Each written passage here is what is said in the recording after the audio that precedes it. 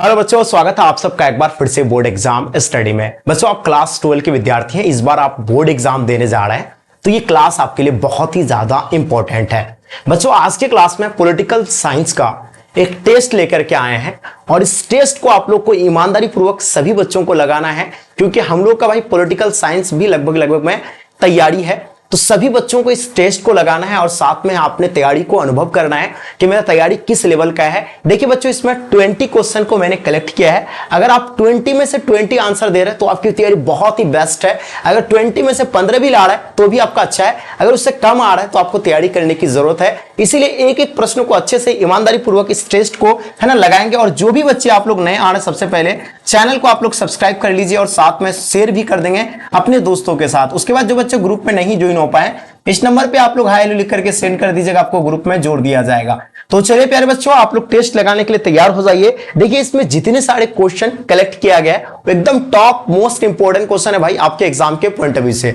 चलिए, अब देख पा रहे बच्चों, क्वेश्चन आपके स्क्रीन पे पहला क्वेश्चन पूछा गया कि दक्षिण एशिया में सबसे बड़ा देश जो है वो कौन सा है। तो दक्षिण एशिया का सबसे बड़ा देश पूछा गया आप लोगों से।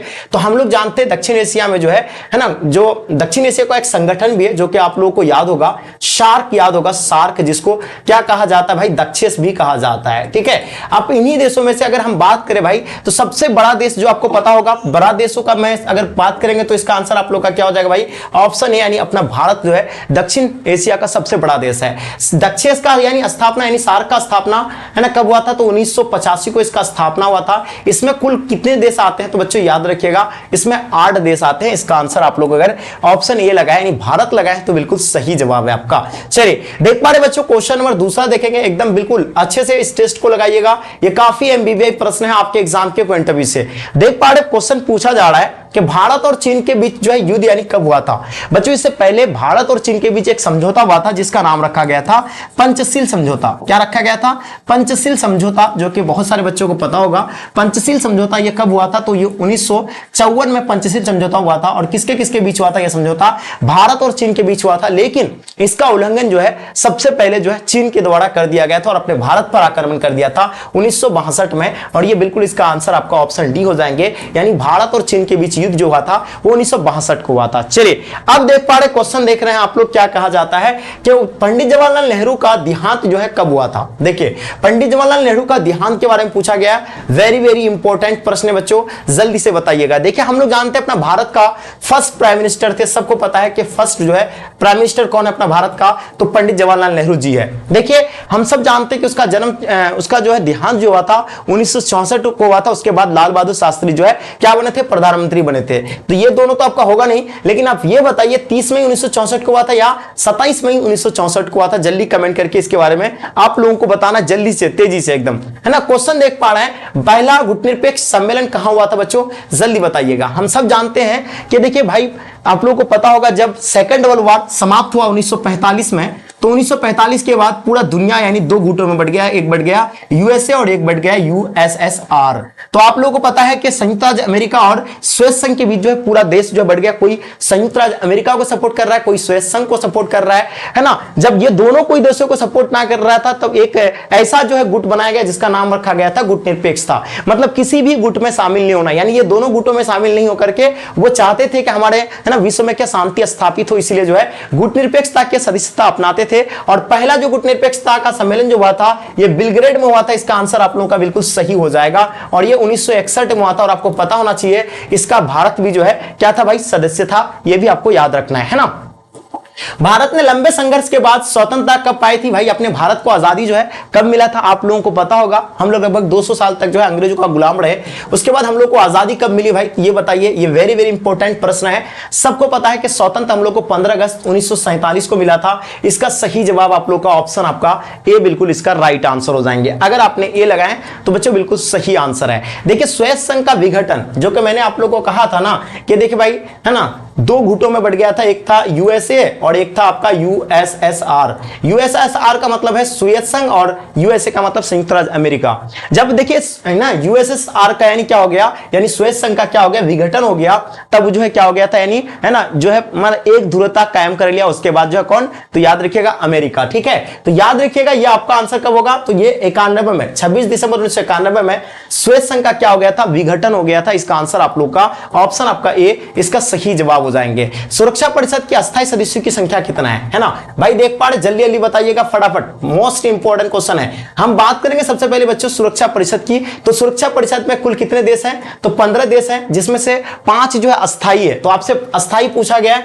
इसका सही जवाब आप लोग का ए हो जाएगा। और उसी में अगर पूछा जाता आपके अस्थायी सदस्यों की संख्या कितना है भाई, तो आप सभी को पता होना चाहिए कि अस्थायी सदस्य देशों की संख्या 10 हो जाएंगे, यानी कि सुरक्षा परिषद में कुल है ना सदस्य देशों की संख्या कितना है, तो बिल्कुल याद रखिएगा 15 है। ठीक है, चलिए अब सवाल है यूरोपीय आर्थिक समुदाय की स्थापना कब हुआ था भाई, जो कि MVVI प्रश्न है, यह आप लोगों को एकदम बिल्कुल सभी बच्चों को बताना है। चलिए, तो मुझे उम्मीद है कि आप लोग इसका आंसर है ना तेजी से लगाइएगा। यूरोपीय, देखिए यूरोपीय सदस्य का है ना स्थापना या यूरोपीय आर्थिक पूछा जाए, उसमें से आप लोग को बताना है। चलिए, है ना, उम्मीद है कि आप सभी बच्चे इसका सही आंसर लगा पाइएगा। ठीक है, चलिए, हाँ, यूरोपीय आर्थिक समुदाय की स्थापना कब हुई थी, ओके,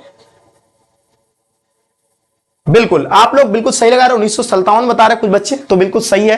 देखिए हम बात कर रहे हैं यूरोपीय, अगर देखिए यहां बहुत सारे बच्चे कंफ्यूज कर जाते हैं, अगर यूरोपीय अगर पूछता तब आपका जो ना यूरोपीय संघ की स्थापना है ना, या आर्थिक अगर ना देकर रखे यूरोपीय संघ पूछता आपसे, अगर यूरोपीय संघ का पूछता तब आपका वहां 1992 होता है ना। अगर यहां आपसे क्या पूछ लिया भाई, ये आर्थिक समुदाय पूछ लिया है, तो याद रखिएगा 25 मार्च हो जाएगा। क्या हो जाएगा भाई, तो याद रहेंगे आपको लोगों ना 25 मार्च हो जाएगा, जो 25 मार्च 1957 को, यानी इसका सही जवाब हो जाएंगे। ठीक है, या याद रहेगा आप लोगों को ना 25 मार्च याद रखेंगे, 25 मार्च है ना, 25 मार्च आपको याद रखना है, 25 मार्च 1900 है ना, कब, यानी 1957 को यूरोपीय आर्थिक समुदाय की स्थापना हुआ था। चलिए बात करेंगे, क्वेश्चन देखिएगा, विश्व मानवाधिकार दिवस जो है कब मनाया जाता है, वेरी वेरी इंपॉर्टेंट प्रश्न बच्चों, जल्दी से बताइएगा, विश्व मानवाधिकार दिवस कब मनाया जाता है। चलिए, हम सब जानते हैं कि विश्व मानवाधिकार दिवस की अगर बात करेंगे बच्चों, तो आप लोग को याद रखना है 26 जनवरी को हम लोग क्या मनाते हैं, गणतंत्र दिवस के रूप में मनाते हैं। ये तो आपका आंसर होगा नहीं, है ना। उसके बाद आपका क्या 15 अगस्त को हम लोग क्या मनाते हैं भाई, तो हम लोग जो है स्वतंत्र दिवस के रूप में मनाते हैं, स्वतंत्रता दिवस के रूप में मनाते हैं,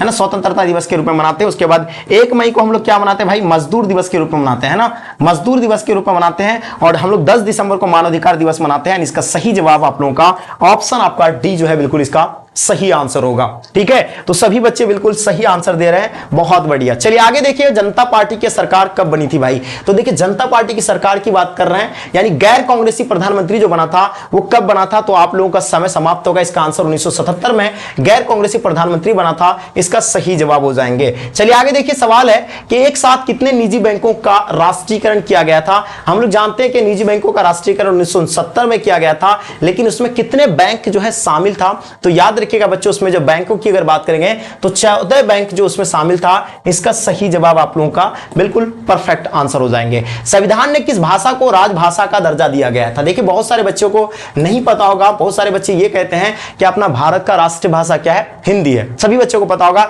लेकिन ये राजभाषा है, राजकीय भाषा नहीं, राजभाषा है भाई। तो याद रखिएगा इसका सही जवाब अपना ऑप्शन 20 का सही आंसर हो जाएंगे, है ना। तो अपना भारत का क्या हो जाएगा भाई, राजभाषा क्या है, तो याद रखिएगा हिंदी इसका सही आंसर हो जाएंगे। चलिए, भारत में विदेश नीति के संचालक कौन होते हैं। देखिए भारत में जो विदेश नीति के जो संचालक होते हैं वो आप लोग को याद रखना है, प्रधानमंत्री होते हैं। कौन होते हैं, प्रधानमंत्री होते हैं, ये आपको ध्यान रखना है। ठीक है, तो अभी प्रधानमंत्री वर्तमान में कौन है भाई, तो मोदी जी है। तो बिल्कुल याद रखिएगा, मोदी जी के बारे में आप लोग जो है लिख सकते हैं, लेकिन यहां आपका मोदी जी है बिल्कुल नहीं है। तो इसका आंसर आप लोग का इनमें से कोई नहीं होगा, बिल्कुल इसका करेक्ट आंसर हो जाएंगे। तो बच्चों मैंने क्या कहा, अगर सवाल पूछा जाए भारत में विदेश नीति के संचालक कौन होते हैं, तो प्रधानमंत्री होते हैं, ये आपको याद रखना है। सवाल पूछा गया स्वतंत्र भारत के प्रथम गवर्नर जनरल कौन बना था भाई, वेरी वेरी इंपॉर्टेंट प्रश्न है। हम सब जानते हैं स्वतंत्र भारत के आपसे क्या पूछा गया, गवर्नर पूछा गया, Lord Mountbatten, Rajagopalachari, Kamaraj, doctor Rajendra Prasad. तो बच्चों ये आपको ध्यान रखना है, अगर पूछा जाए प्रथम गवर्नर, अगर पूछा जाए, अगर एक चीज और भी आपको याद रखना, भारतीय अगर भी पूछा जाता है तो दिमाग लगाना, भारतीय अगर पूछा जाएंगे तब सिराज गोपालचारी होता, लेकिन यहां आपका क्या होगा भाई, प्रथम पूछा गया, स्वतंत्र भारत का प्रथम जो होगा आपका लॉर्ड माउंटबेटन है। इसके बाद जो कौन बना था, तो इसके बाद है ना सिराज गोपालचारी बना था, ये आप लोगों को याद ही होगा। चलिए आगे देखेंगे, संविधान सभा के अध्यक्ष कौन थे। बच्चों याद रखिएगा, संविधान सभा के बारे में आप लोगों से पूछा गया है। हम सब जानते हैं कि संविधान की बात करेंगे तो सबसे पहले आपका दिमाग में आएगा कि इसको बनाने में कितना समय लगा था भाई, तो याद रखिएगा 2 वर्ष 11 माह 18 दिन लगा था। 2 वर्ष 11 माह है ना 18 दिन लगा था, ये आप लोग को नोट कर लेना है। उसके बाद आपको एक चीज और भी याद रखना है, याद रखिएगा ये बनकर तैयार हो गया था 26 नवंबर 1949 को, ये बनकर के पूरी तरह से जो है तैयार हो गया था। उसके बाद इसको लागू किया गया था कब, तो इसको लागू किया गया था 26 जनवरी को। बच्चों ये सारी चीजें आप लोग नोट रखिएगा, 26 जनवरी 1950 को अपना भारत का संविधान जो है लागू होता है। और याद रखिए इसका अध्यक्ष जो है कौन है भाई, डॉक्टर राजेंद्र प्रसाद इसका अध्यक्ष है। इसका सही जवाब हो जाएंगे। कभी कभी अध्यक्ष ना देकर के अस्थायी अध्यक्ष भी अगर लिखा हो रहेगा तो भी इसका आंसर यही होगा, ठीक है। उसके बाद अस्थायी अध्यक्ष पूछा जाएगा तो डॉक्टर सचिदानंद सिन्हा, हाँ सचिदानंद सिन्हा होगा। उसके बाद अगर पूछा जाए बी.आर. अंबेडकर भाई, तो ये है ना किसका भाई, संविधान का पिता जिसको कहा जाता है, या प्रारूप समिति के अध्यक्ष कहा जाता है, प्रारूप समिति के अध्यक्ष, ठीक है। तो ये भी आप लोग जो है याद रखेंगे, ठीक है। सभी बच्चों को एक एक पॉइंट को याद रखना है, नोट कर लीजिएगा, ठीक है बच्चों। आगे देखेंगे क्वेश्चन पूछा गया, ध्यान दीजिएगा। सवाल है कि भारत के प्रथम राष्ट्रपति कौन है भाई। देखिएगा भारत का अपना फर्स्ट जो है प्रेसिडेंट कौन था, वेरी वेरी इंपॉर्टेंट प्रश्न बच्चों। हम सब जानते हैं कि कौन थे भाई, तो आप लोग का समय समाप्त हो रहा है। डॉक्टर राजेंद्र प्रसाद अपना भारत का पहला जो है क्या थे, राष्ट्रपति थे। और सबसे पहला, और ये जो उपराष्ट्रपति जो थे, तो पहला उपराष्ट्रपति अगर बात करेंगे तो सर्वपल्ली राधाकृष्ण जो है पहला उपराष्ट्रपति थे, ये आपको याद रखना है ना। राष्ट्रपति पहला, उपराष्ट्रपति जो होगा आपका कौन हो जाएगा भाई, तो उपराष्ट्रपति आपका सर्वपल्ली राधाकृष्ण हो जाएंगे, जिसका जन्म दिवस पर हम लोग क्या मनाते हैं भाई, टीचर्स डे के रूप में मनाते हैं, ठीक है। बात करेंगे क्वेश्चन देखिएगा, भारतीय विदेश नीति के आधार स्तंभ क्या है। देखिए भारतीय विदेश नीति के आधार स्तंभ के बारे में आप लोगों को पूछा गया है। तो हम सब जानते हैं कि भारतीय विदेश नीति के आधार स्तंभ जो होगा, विश्व शांति होगा, बिल्कुल। उसके बाद शांति सहस्त्रब हो जाएंगे। उसके बाद आपका क्या हो जाएगा भाई, पंचशील हो जाएंगे। यानी कि इसका आंसर आप लोग का क्या हो जाएगा, इनमें से सभी इसका सही आंसर होगा, ठीक है। तो जो भी बच्चे आप लोग ऑप्शन डी लगा रहे हैं, आपका आंसर बिल्कुल करेक्ट आंसर हो जाएंगे। चलिए आगे देखिए, भारत में चुनाव आयोग का गठन कब हुआ था। सबसे पहले आप लोग को बता दें कि चुनाव आयोग की बात करेंगे हम लोग, यहां से आप लोगों को ना 2 क्वेश्चन देखने को मिलता है। एक तो पूछा जाता है भाई कि है ना मतदाता दिवस के रूप में कब मनाते हैं, तो याद रखिएगा 25 जनवरी 1950 को अपना भारत का क्या हुआ था भाई, है ना, चुनाव आयोग का गठन हुआ था। भारत में चुनाव आयोग का गठन कब हुआ था, 25 जनवरी 1950 को। और यही 25 जनवरी को हम लोग क्या मनाते हैं, मतदाता दिवस के रूप में मनाते हैं। मतदाता दिवस के रूप में मनाते हैं, जो कि आप लोग को याद रखना है। और ये आप लोग का आंसर ऑप्शन आपका ए जो है इसका सही जवाब हो जाएंगे, ठीक है। चलिए, तो जितने सारे बच्चे आप लोग ऑप्शन ए लगाए हैं, बिल्कुल भाई आपका 100% आंसर करेक्ट है। अब देखिए शीत युद्ध का दौर कब से शुरू हुआ था, ये देखिए है ना, क्वेश्चन काफी इंपॉर्टेंट है, वेरी वेरी इंपॉर्टेंट प्रश्न है। देखिए बच्चों, आपको हम बताना चाहेंगे कि देखिए जब 2 गुटों में, जब सेकेंड वर्ल्ड वॉर समाप्त हुआ तो 2 गुटों में बढ़ गया था। एक बढ़ गया था यूएसए और एक बढ़ गया था यूएसआर। यूएसए मतलब अमेरिका, यूएसएसआर मतलब सोवियत संघ। तो देखिए जब दोनों गुटों में कोई जो अमेरिका को सपोर्ट करता था, कोई सोवियत संघ को सपोर्ट करते थे। जब इन दोनों देशों को कोई सपोर्ट नहीं करता था, एक नया गुट बनाया गया था, गुट निरपेक्षता, यानी किसी भी दल में शामिल नहीं होना, उसका मतलब होता है। अब याद रखिएगा ये जो था मतलब कब तक चला, यानी 1945 से शुरू हुआ था शीत युद्ध का दौर। कब से शुरू हुआ था, 1945 तक शुरू हुआ था, 1945 से। और ये चलता चलता जब कब तक, यानी कब जाके विघटन हुआ, अभी तो मैंने आपको पढ़ाया था 1991 में जाकर के विघटन हो गया, यानी सोवियत संघ जो है कमजोर पड़ गया, विघटन हो गया उसका। तब जो है एकल है ना ध्रुवीयता यानी कायम कर लिया कौन, अमेरिका। तो याद रखिएगा ये 1945 से शुरू हुआ था। इसका सही जवाब आप लोगों का बच्चों ऑप्शन आपका ए जो है बिल्कुल सही आंसर हो जाएंगे। भारतीय योजना आयोग के अध्यक्ष कौन होते हैं। देखिए सबसे पहले आप लोग को बात करना है कि सर योजना आयोग का स्थापना कब हुआ था। देखिए हम सब जानते हैं कि योजना आयोग का स्थापना जो है, याद रखिएगा योजना आयोग का स्थापना 1950 को हुआ था, है ना। आप लोगों को पता होगा इसका अध्यक्ष जो होता है कौन होता है भाई, सबसे पहले ये आप लोग को पता होना चाहिए, इसका अध्यक्ष जो होता है प्रधानमंत्री होता है। इसका अध्यक्ष पता आप लोगों को। यही योजना आयोग को भंग करके अभी कौन सा आयोग बनाया गया है, एक नीति आयोग बनाया गया है। नीति आयोग, कौन सा आयोग बनाया गया बच्चों, नीति आयोग बनाया गया है। यही आयोग को भंग करके नीति आयोग बनाया गया है, जिसका अध्यक्ष कौन होता है भाई, तो जिसका अध्यक्ष जो होते हैं वो भी, इसका भी अध्यक्ष कौन होते हैं, प्रधानमंत्री होते हैं। और ये भंग कब किया गया था, तो याद रखिएगा 2014 में भंग किया है। उसके बाद 2015 में ये जो है नीति आयोग को लागू किया, है ना। भंग कब किया था भाई, भंग जो है कब किया था, 2014 में। किसको, योजना आयोग को भंग करके, है ना, नीति आयोग बनाया गया था। और भंग कब किया था, तो 2014 में। और लागू कब किया गया था, 2015 में लागू किया गया था। ये आपको याद रखना है, एकदम बहुत ही इंपॉर्टेंट क्वेश्चन है। चलिए,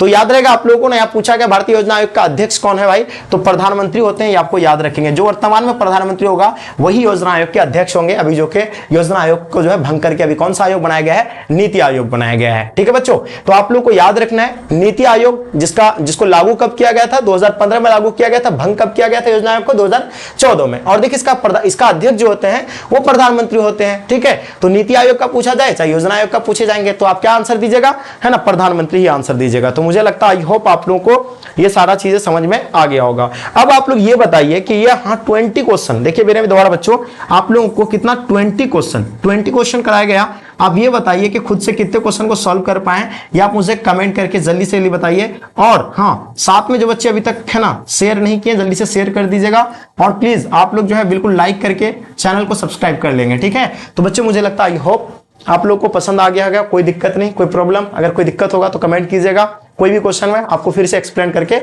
बताया जाएगा। चलिए बच्चों मिलते फिर अगले क्लास में, जब तक के लिए जय हिंद, जय Bharat, love you all, bye bye, take